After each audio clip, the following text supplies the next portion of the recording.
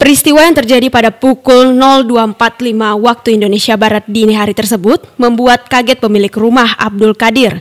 Atap rumah yang ditimpa pohon telah mengenai kepala sang penghuni rumah dan beruntung saja tidak ada yang terluka. Jumat pagi warga bahu-membahu dan bergotong royong mengevakuasi pohon serta membersihkan puing-puing yang menimpa rumah naas tersebut. Pemilik rumah Abdul Qadir mengatakan musibah yang dialaminya terjadi sekitar pukul 02.45 waktu Indonesia Barat. Hujan deras dan angin kencang menyebabkan pohon tumbang sehingga menimpa rumahnya. Abdul Qadir juga menambahkan saat kejadian dirinya masih terbaring dan belum tidur. Kejadiannya memang dari angin puting beliung kan, angin puting beliung sehingga pokok yang di sebelah depan saya ini ada beberapa pokok yang tumbang sehingga tumbang pokok itu bisa menimpa rumah ke warga saya lah gitu.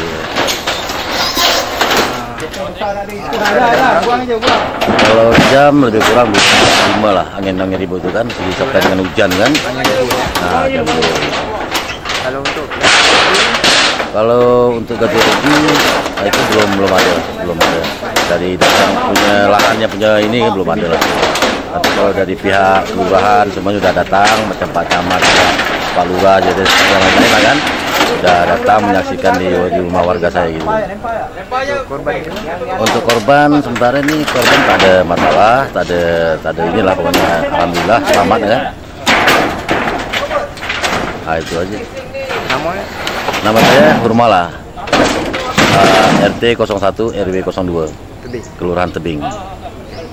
Sementara itu Ketua RT 1 RW 2 Kelurahan Tebing, Kecamatan Tebing, Tanjung Balai Karimun, Hurmala menjelaskan kejadian tersebut karena angin puting beliung dan ada beberapa pohon yang tumbang sehingga menimpa salah satu warga.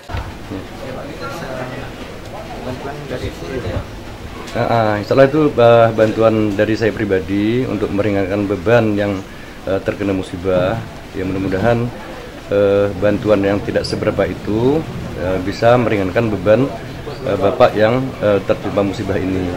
Mudah-mudahan diberi kesabaran.